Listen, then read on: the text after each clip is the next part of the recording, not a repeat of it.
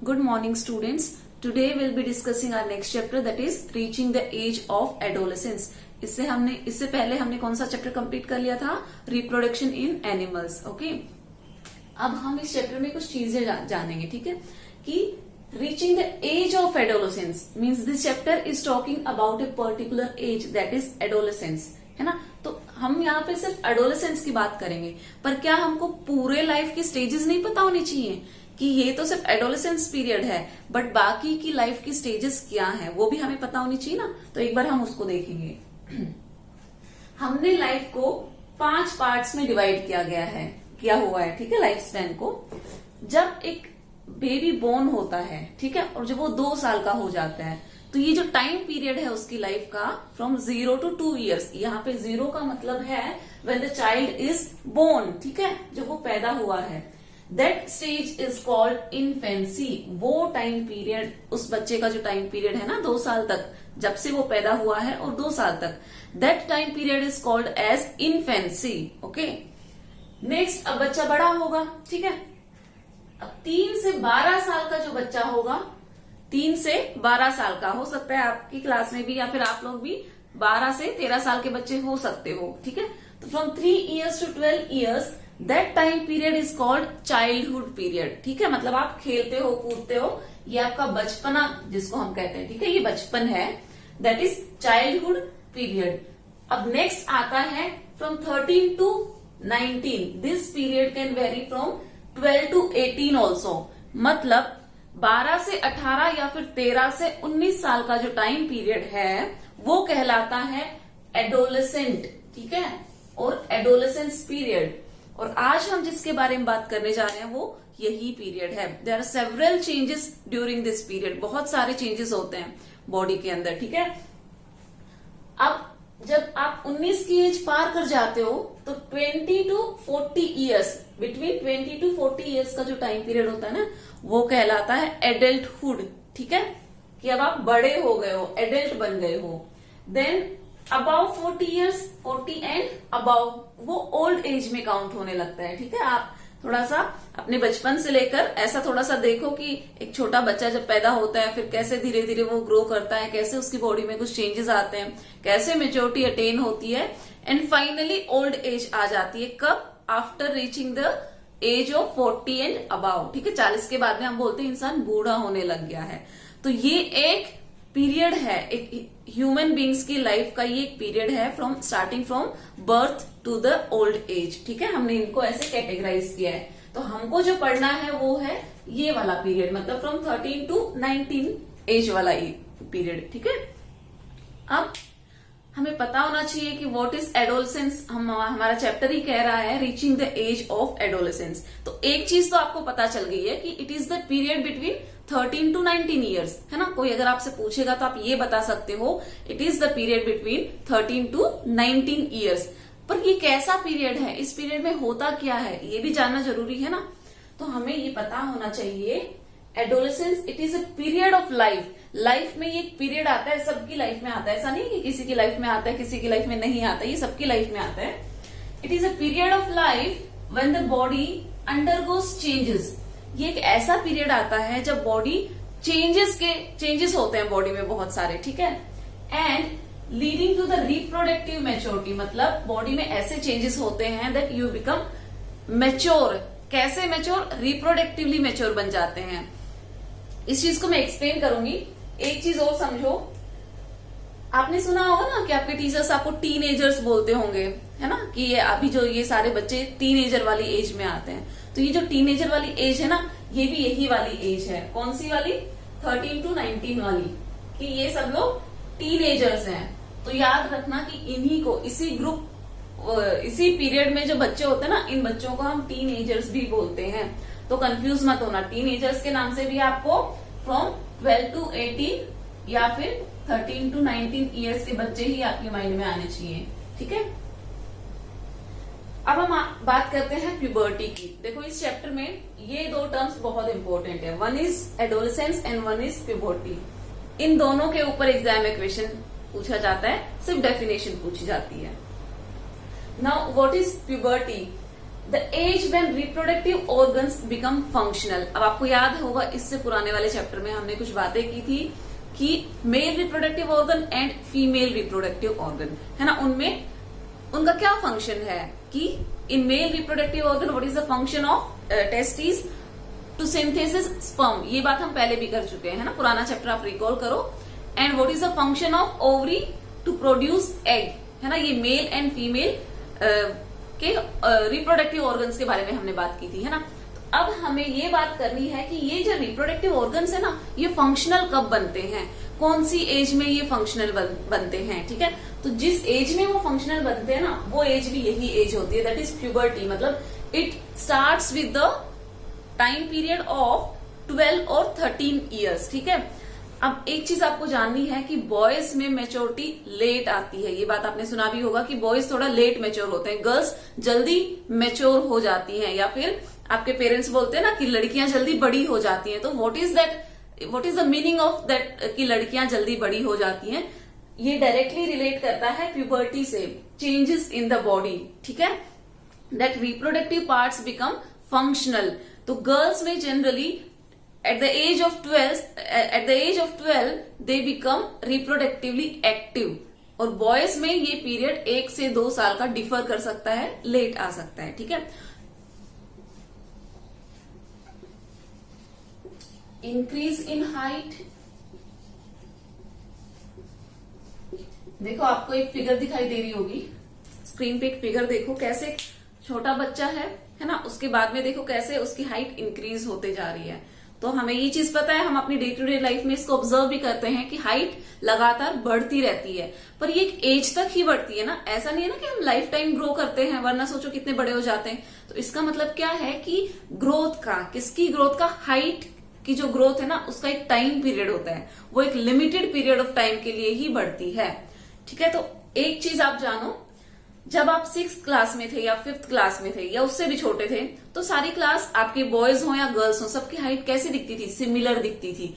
या फिर आप जब 6th क्लास में थे तो गर्ल्स की हाइट बॉयज से ज्यादा लंबी दिखती थी, ठीक है, थोड़ा सा डिफरेंस था। इंडिविजुअल डिफरेंस वेरी कर सकता है, बट एक कॉमन अगर हम ऑब्जर्वेशन देखें तो गर्ल्स की हाइट स्टार्टिंग में थोड़ी ज्यादा होती है, बॉयज की हाइट थोड़ी सी कम होती है। कब? इनिशियली। बट उसके बाद में क्या होता है कि जैसे ही 8th 9th में आते हैं, बॉयज एकदम से बढ़ जाते हैं, है ना, गर्ल्स उतने की उतनी रह जाती हैं या फिर थोड़ी स्लो ग्रोथ करती हैं, बट बॉयज की हाइट बहुत जल्दी बढ़ने लग जाती है। ऐसा क्यों होता है? क्योंकि ये चेंजेस हैं प्यूबर्टी के टाइम पे, ठीक है। एट द एज ऑफ 12 और 13 these changes starts in the body of the individual की बॉडी में ये चेंजेस शुरू हो जाते हैं। तो पहला चेंज हम जो डिस्कस करेंगे that is increase in height. तो इसमें हम कुछ पॉइंट लिख लेते हैं। Girls grow faster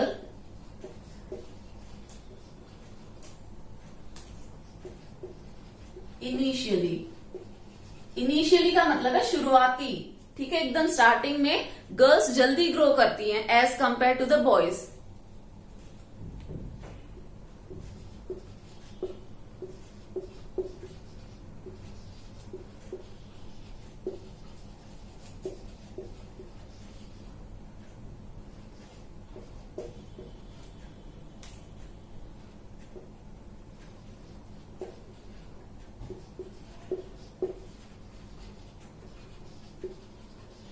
अब देखो हमने एक बात लिखी है, girls grow faster initially but both girls and boys grow up to the age of 18 years. मतलब हमने ये बात कही है कि हालांकि गर्ल्स थोड़ा जल्दी फास्टर ग्रो करती है, मतलब उनकी जो हाइट है वो थोड़ी ज्यादा रहती है स्टार्टिंग में, लेकिन ऐसा नहीं है कि सिर्फ गर्ल्स ही ग्रो करती हैं, बॉयज ग्रो नहीं करते। नहीं, जो टाइम पीरियड है ना ग्रोथ का वो है 18 ईयर्स। मतलब हाइट कब तक बढ़ सकती है? 18 साल तक हाइट बढ़ती है। मतलब 18 साल तक जितनी आपकी हाइट बढ़नी होती है वो बढ़ चुकी होती है, उसके बाद में जनरली नहीं बढ़ती है, ऐसा हम मानते हैं, ऐसा साइंस मानता है, ठीक है। तो दोनों का टाइम पीरियड क्या है ग्रो करने का? वो है 18 ईयर्स, ठीक है। यहां से क्वेश्चन बन सकता है इस एज के ऊपर, तो आपको ये याद रखना है कि हाइट बढ़ने का या फिर बॉडी की ग्रोथ होने का टाइम पीरियड क्या है? टिल 18 ईयर्स, 18 साल तक। देखो हाइट तो बचपन से बढ़ती रहती है, जैसे ही हम पैदा होते हैं, तो हम ऐसा नहीं कहेंगे ना कि 13 साल में हमने बढ़ना शुरू किया था, नहीं, जिस दिन से हम पैदा होते हैं उस दिन से हमारी हाइट की ग्रोथ या फिर बॉडी की ग्रोथ स्टार्ट हो जाती है। पर वो रुक कब जाती है, एक पर्टिकुलर एज पे आके वो स्टॉप हो जाती है, दैट इज 18 ईयर्स। 18 साल तक हाइट बढ़ती है, उसके बाद में हमारी हाइट फिक्स्ड हो जाती है, ठीक है, जितनी रहती है अब 18 साल तक उतनी ही रहेगी लाइफ टाइम। समझ में आया इतना आपको? नेक्स्ट इज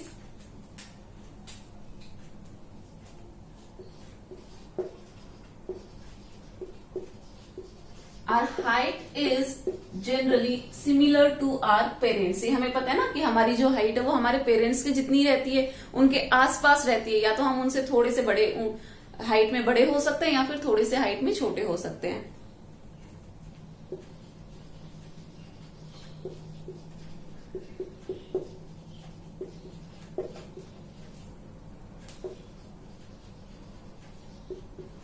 अब इसका रीजन क्या है, ठीक है, कि जो हमारी हाइट है वो हमारे पेरेंट्स की हाइट के सिमिलर क्यों होती है? Because height is a characteristic feature and it is inherited from the parents. देखो इससे पहले ना शायद मैंने बात की थी, जब हम डॉली के बारे में बात कर रहे थे ना, तब हमने कुछ कैरेक्टर्स के बारे में बात की थी पुराने चैप्टर में, पिछले वाले चैप्टर में, कि कुछ जीन्स होते हैं, ठीक है, जो हमें हमारे पेरेंट्स से मिलते हैं। और वो जीन्स कहाँ पे प्रेजेंट होते हैं? वो डीएनए के अंदर प्रेजेंट होते हैं। याद आ रहा है कुछ? हमने क्रोमोसोम्स की बात की थी, डीएनए की बात की थी, और ये सब कहाँ था? ये सब कुछ न्यूक्लियस के अंदर प्रेजेंट था, ठीक है। तो वो सारे जीन्स हमें कहाँ से मिले थे? अब हमारे पेरेंट्स से मिले थे। तो हर चीज कौन डिसाइड करता है? मैक्सिमम चीजें हमें हमारे जीन्स देते हैं, ठीक है। तो वो सारी चीजें इनडायरेक्टली हमारे पेरेंट्स डिसाइड कर रहे हैं। मतलब आपका हेयर कलर क्या होगा, आपका स्किन कलर क्या होगा, आईज कलर क्या होगा, आपकी लुक्स किस पे जाएंगे, जैसे कि मम्मी पे शक्ल मिलती है या पापा पे शक्ल मिलती है। हम जनरली बोलते हैं ना कि इसका चेहरा किसके ज्यादा सिमिलर है। तो ये सारे कैरेक्टर्स क्यों हमें दिखाई देते हैं? Because we have inherited these characters from our parents, ठीक है। तो हाइट भी एक ऐसा फैक्टर है जिसको हम अपने पेरेंट्स से इनहेरिट करते हैं, जबकि ये न्यूट्रिशन पे भी बहुत हद तक डिपेंड करती है, ठीक है। तो डिफाइनिंग कैरेक्टर या फिर डिफाइनिंग फैक्टर एक नहीं है, सिर्फ जीन्स नहीं है। जीन्स तो हमें हमारे पेरेंट्स से मिल गए, लेकिन जब इस दुनिया में हम आए तो हम कैसे एनवायरनमेंट में रह रहे हैं, ठीक है, कैसा खाना खा रहे हैं, उस सब पे भी हमारी हाइट डिपेंड करती है, ठीक है। तो एक ये फीचर आपको समझ में आ गया।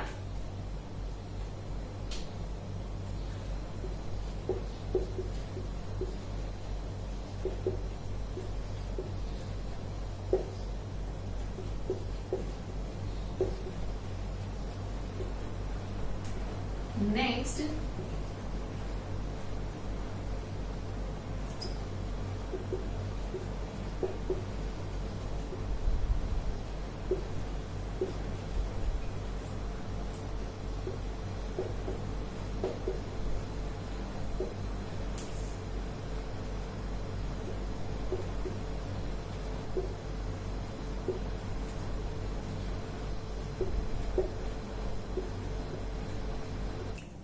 ये लाइन हमने लिखी है। हाइट एक तो किस पे डिफाइन हो रही है हाइट, कि कितनी हाइट होगी? हमारे पेरेंट्स की वजह से, मतलब कि जीन्स पे डिपेंड कर रही है। दूसरा फैक्टर क्या है? न्यूट्रिशन, कि आप किस तरह का खाना खा रहे हो।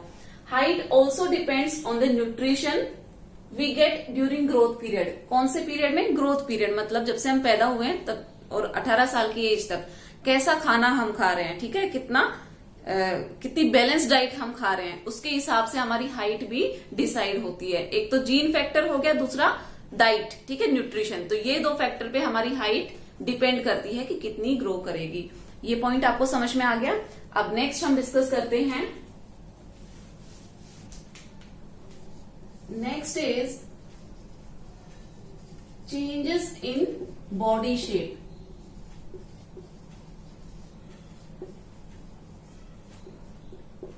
देखो, अब गर्ल्स का बॉडी शेप अलग होता है, बॉयज का बॉडी शेप अलग होता है, मीन्स दोनों में कुछ डिफरेंसेस होते हैं।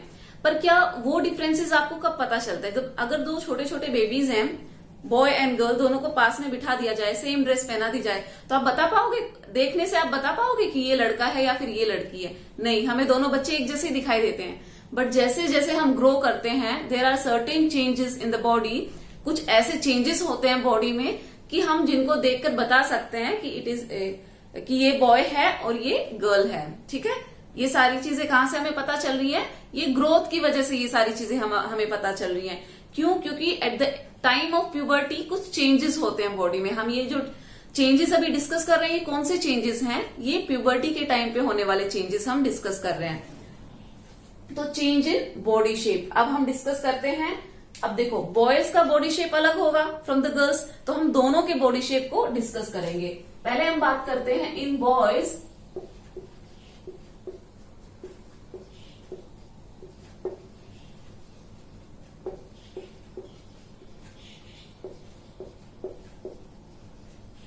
एक ये चेंज आपने देखा होगा कि बॉयज में शोल्डर्स ब्रॉड हो जाते हैं, मतलब जो हमारे कंधे होते हैं ये चौड़े हो जाते हैं। ठीक है, ब्रॉड का मतलब चौड़ा होना। तो एक चेंज तो ये है कि शोल्डर्स बिकम ब्रॉडर। ठीक है, दूसरा चेस्ट बिकम वाइडर।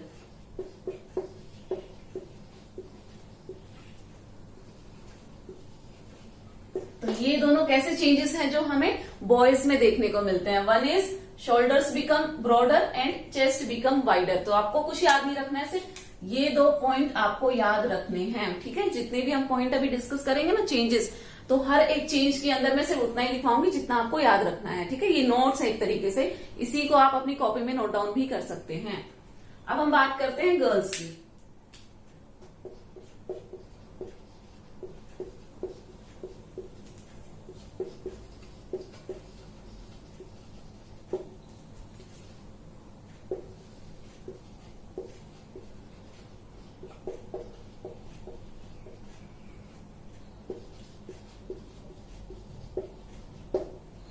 गर्ल्स में कैसे चेंजेस हमें दिखाई देंगे?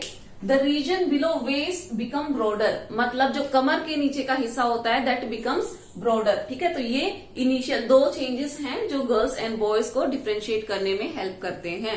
ठीक है, ये चेंज आपको समझ में आ गया। आपको स्क्रीन पे भी इमेज दिखाई दे रही होगी जिसके बेसिस पे आप डिफरेंसेस बता सकते हो between boy and girl. Okay, अब हम डिस्कस करते हैं नेक्स्ट चेंज। नेक्स्ट क्या चेंज है? Change in voice. वॉइस में चेंज, ये तो आपको पता होगा कि जब लड़कियां चिल्लाती हैं तो कैसी तीखी आवाज होती है उनकी, है ना, कि हाई पिच वॉइस होती है। लेकिन जब लड़के अगर बोलते हैं तो कैसी भारी उनकी आवाज होती है। पर क्या बचपन में एक जैसी आवाज होती है? ऐसे अगर मैं बात करूं छोटे बच्चों की, तो भले ही लड़की रोए या लड़का रोए, हम ये नहीं बता सकते कि ये लड़की की आवाज है ये लड़के की आवाज है, क्योंकि दोनों की आवाज एक जैसी ही होती है बचपन में। इसका रीजन बताऊंगी ऐसा क्यों होता है, बाद में क्यों ऐसे चेंज हो जाती है। बट जैसे जैसे हम ग्रो करने लगते हैं तो एक वेरिएशन हमें समझ में आता है कि ये लड़की की आवाज है ये लड़के की आवाज है। 6th क्लास तक भी हमें ज्यादा डिफ्रेंशिएशन नहीं होता है कि ये लड़के की आवाज है या लड़की की आवाज है। आफ्टर 6th क्लास आपकी वॉइस में चेंजेस नजर आते हैं। ठीक है, 4th 5th क्लास के जो बच्चे हैं ना, वो लड़के और लड़की दोनों की आवाज एक जैसी ही लगती है, क्योंकि हमारी बॉडी में एक पार्ट होता है दैट इज कॉल्ड लैरिंग्स, और हम बोलते हैं उसको वॉइस बॉक्स। गले में होता है, थ्रोट में होता है यहाँ पे। ठीक है, उसको क्या कहते हैं हम? लैरिंग्स या फिर वॉइस बॉक्स, कि जहां से हम बोल पाते हैं, जहां से हम आवाज निकलती है जहां से, ठीक है, जिसकी वजह से हम बोल पा रहे हैं। तो वो सबके गले में होता है। ठीक है, सबके थ्रोट में होता है, भले वो बॉय है या गर्ल्स हैं। बट प्यूबर्टी के टाइम पे बॉयज में वो डेवलप करना, ग्रो करना स्टार्ट कर देता है।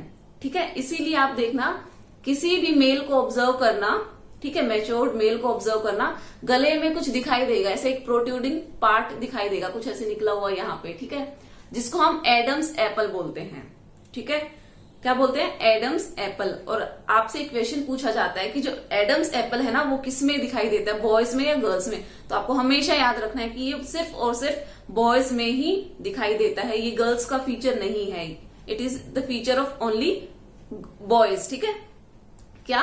Adam's apple. एडम्स एप्पल क्या है? कुछ भी नहीं है, लैरिंग्स ही है, लेकिन वो ग्रो कर गया है, और ग्रो करने के बाद में वो ऐसे बाहर की तरफ दिखने लग गया है। हम उसको देख सकते हैं, ठीक है, ऐसे ऑब्जर्व कर सकते हैं गले में।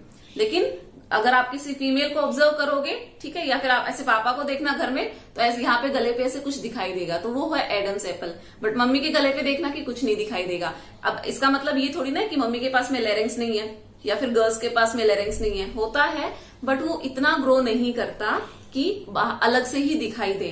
तो इसकी वजह से बॉयज की वॉइस भारी हो जाती है। ठीक है, जो वॉइस है, डीप वॉइस जिसको हम कहते हैं। लेकिन गर्ल्स की आवाज कैसी हो जाती है, तीखी हो जाती है, पैनी आवाज जिसको कहते हैं, हाई पिच आवाज की। अगर किसी को आवाज भी देती है ना तो गर्ल्स की आवाज बहुत दूर तक जाती है, ठीक है। कई बार ऐसे बॉयज बोलते हैं ना कि हमारे कानों में, जैसे स्कूल में आप लोग कंप्लेन करते हो कि मैम इतनी जोर से चिल्लाती हैं लड़कियां कि हमारे कानों में इनकी आवाज गूंजती है, तो वो किस वजह से होती है, वो उनकी गलती नहीं है, ठीक है। ऐसे ही बॉयज की जो वॉइस डीप वॉइस होती है ना, वो भी उनकी गलती नहीं है। These are the changes of our body, ठीक है। ये हमारी बॉडी में कुछ चेंजेस हो रहे हैं, ठीक है। इसी चीज को हम लिख लेते हैं अब।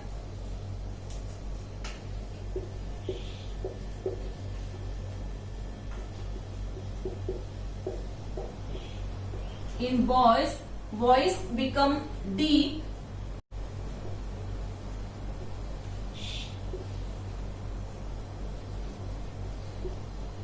due to growth of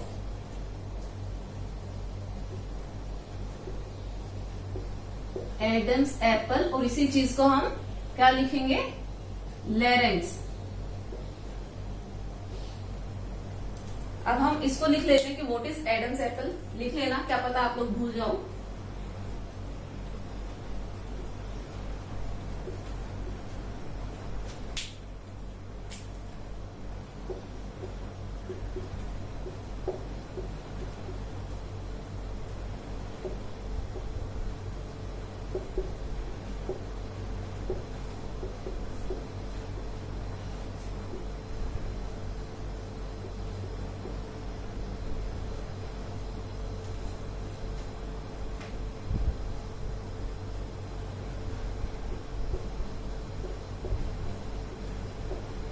ठीक है, ये क्या है, it is larynx but in boys it protrudes in throat, गले में अलग से ही प्रोट्यूड करता है, अलग से ही दिखाई देता है, तो इसीलिए इसको एडम्स एप्पल बोलते हैं, ठीक है। अगर मैं लेरिंग्स की बात करूं ना, तो अगर आपसे कोई पूछे कि बताओ लेरिंग्स किस में पाया जाता है, गर्ल्स में या बॉयज में, तो आप क्या कहोगे, दोनों में। बट अगर यहीं पे कोई पूछ लेना एडम्स एप्पल, तो आप क्या कहोगे, बॉयज में, क्योंकि जो एडम्स एप्पल को आप ऐसा समझ लो, लेरिंग्स का एक डेवलप्ड पार्ट है, ठीक है। लेरिंग्स जब ग्रो कर जाता है तो उसी को एडम्स एप्पल बोलते हैं। अब गर्ल्स में तो वो ग्रो नहीं किया है, सिर्फ बॉयज में ग्रो किया है, इस वजह से हम एमसीक्यू में ये क्वेश्चन आता है तो हम किसको टिक करते हैं, बॉयज को, ठीक है, कि ये सिर्फ बॉयज में पाया जाता है। आगे समझ में। अब हम गर्ल्स की आवाज की बात करते हैं।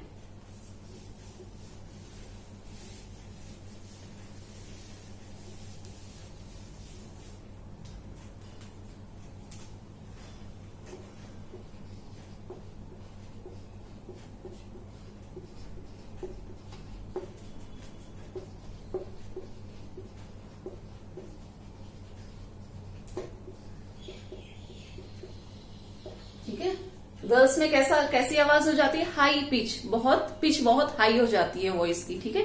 ये दो चेंजेस आपको समझ में आ गए बॉयज एंड गर्ल्स में। देखो, सबसे पहले हमने हाइट के बारे में बात की थी, अब हमने वॉइस के बारे में बात की है, ठीक है, और इससे पहले हमने बॉडी शेप के बारे में भी बात की थी। अब नेक्स्ट हम डिस्कस करेंगे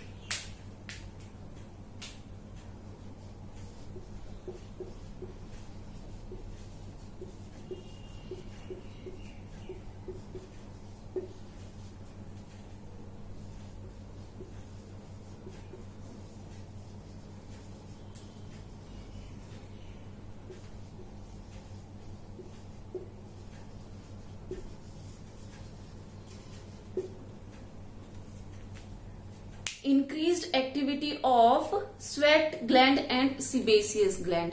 हमने बात की है दो ग्लैंड्स की, एक होता है स्वेट ग्लैंड जहां से पसीना आता है, और एक होता है सीबेसियस ग्लैंड जहां से ऑयली सिक्रेशन होता है।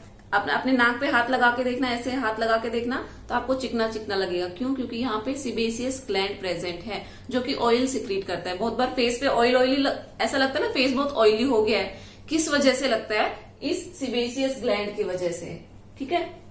और इनका ये डेवलपमेंट कब होता है, कब ये सारी चीजें स्टार्ट होती है, ड्यूरिंग द प्यूबर्टी, मतलब एट द एज ऑफ 12 और 13।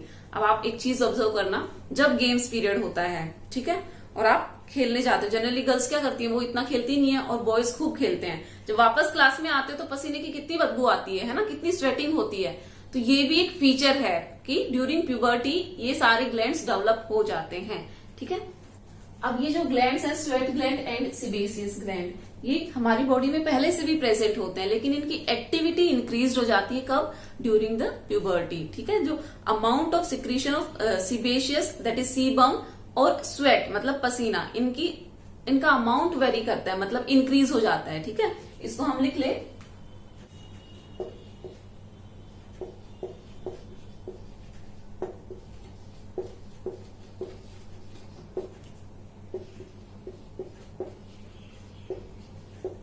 ठीक है, सिक्रीशन ऑफ स्वेट इंक्रीजेस। ठीक है, पसीना ज्यादा आने लगता है। एंड सिक्रीशन ऑफ सीबम या फिर ऑयल लिख लो यहां पे।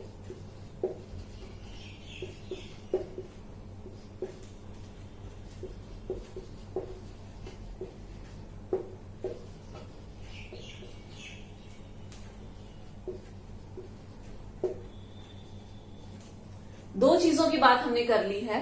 One is increased production of sebum and sweat. ठीक है, पसीना और ऑयल ज्यादा सिक्रीट होता है, और ऑयल ज्यादा सिक्रीट होने की वजह से एक्ने हो सकते हैं। ठीक है, ये जो एक्ने है ना, जिनको हम पिंपल्स भी बोलते हैं, ये भी कब होता है? ये प्यूबर्टी वाली एज में ही आते हैं। ठीक है, इतना समझ में आ गया। अब नेक्स्ट हम डिस्कस करते हैं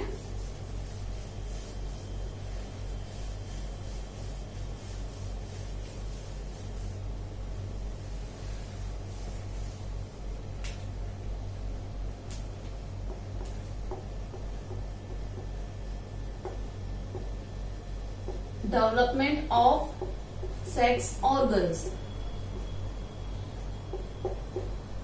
ये आपने प्रीवियस चैप्टर में भी पढ़ चुका है। Next is development of sex organs. ठीक है, हमने सेक्स ऑर्गन्स के बारे में पहले वाले चैप्टर में भी बात की थी कि कौन कौन से पार्ट्स होते हैं मेल रिप्रोडक्टिव ऑर्गन में और फीमेल रिप्रोडक्टिव ऑर्गन में। हमने बात की थी ना कि फीमेल की अगर बात करें तो क्या थी? ओवरीज प्रेजेंट थी, और what was the function of ovaries? To produce egg. और मेल्स की बात करें तो क्या? टेस्टीज, जिसमें स्पर्म का प्रोडक्शन हो रहा था। तो इनका डेवलपमेंट भी कब हो रहा है? प्यूबर्टी के टाइम पे ही इनका डेवलपमेंट हो रहा है। तो हम चेंजेस लिख लेते हैं।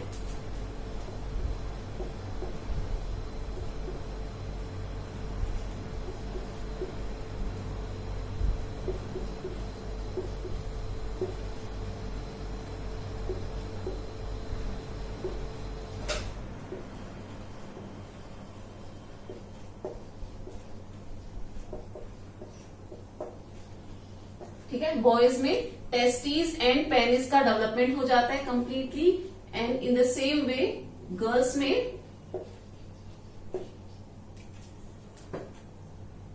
एक पॉइंट और लिख लो।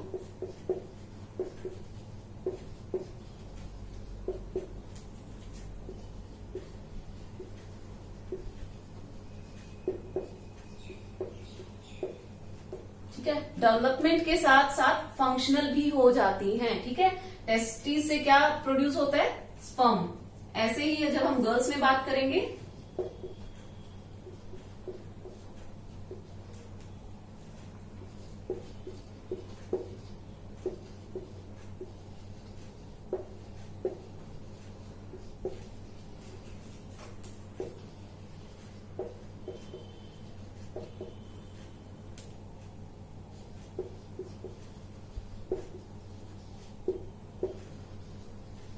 ठीक है, गर्ल्स में बात करेंगे तो ovary become mature and start releasing egg. Mature होने के साथ साथ वो क्या करती है? एग्स को भी रिलीज करना स्टार्ट कर देती है।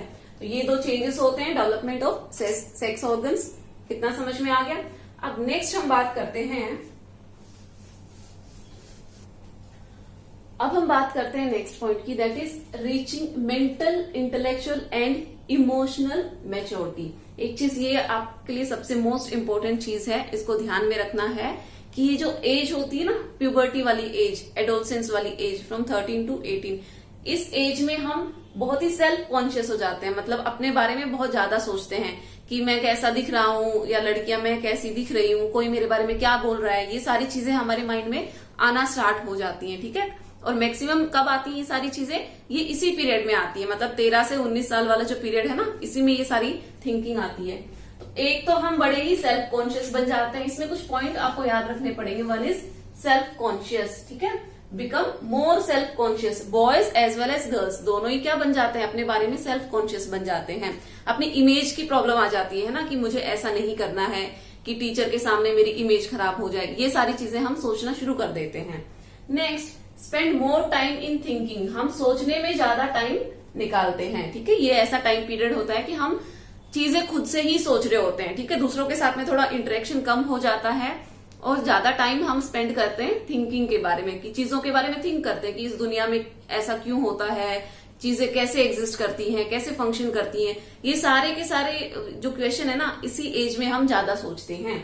तो ये जो एज है, it is the time when brain has greatest capacity for learning. मतलब ये ऐसा टाइम है जब हमारे दिमाग की जो लर्निंग की कैपेसिटी है ना, वो मैक्सिमम होती है, ग्रेटेस्ट होती है। मतलब इसी टाइम पीरियड में आप चीजें जल्दी लर्न करते हो, जल्दी सीखते हो, क्योंकि आप थिंकिंग प्रोसेस में रहते हो। आप चीजों को सोचते ज्यादा हो और सोचने की वजह से आप रीजनिंग लगाते हो कि ये चीजें ऐसा क्यों हो रही हैं, और इसी वजह से आपकी वो पावर इंक्रीज हो जाती है, लर्न करने की पावर। चीजें जल्दी समझ में आएंगी, जल्दी याद होंगी, है ना। इसलिए हम कहते हैं कि एक एज के बाद में इंसान पढ़ाई नहीं कर पाता है। अब ऐसा थोड़ा ना आप 50-60 साल की एज में बोलो कि पढ़ लो, तो एक जो 50 साल एज में जो इंसान पढ़ेगा और एक आपकी एज में जो पढ़ेगा, दोनों में कैपेसिटी किसकी ज्यादा होगी, आपकी एज वाले बच्चों की कैपेसिटी ज्यादा होगी, ठीक है। नेक्स्ट मोस्ट इंपोर्टेंट चीज ये है कि इनसेक्योर हो जाते हैं, ठीक है।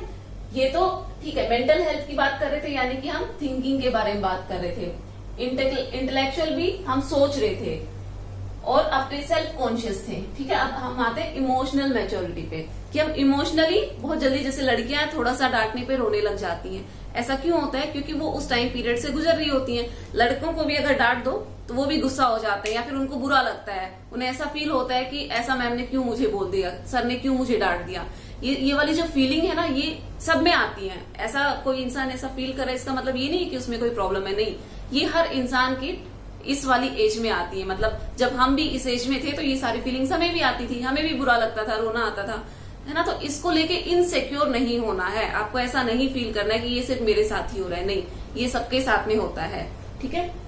तो खासकर गर्ल्स जो बहुत जल्दी रोने लग जाती है, उनको ध्यान रखना है, क्योंकि there are several changes going on in our body. बहुत सारे चेंजेस चल रहे हैं बॉडी में, ठीक है, हार्मोनल चेंजेस, जिनके बारे में हम कल बात करेंगे।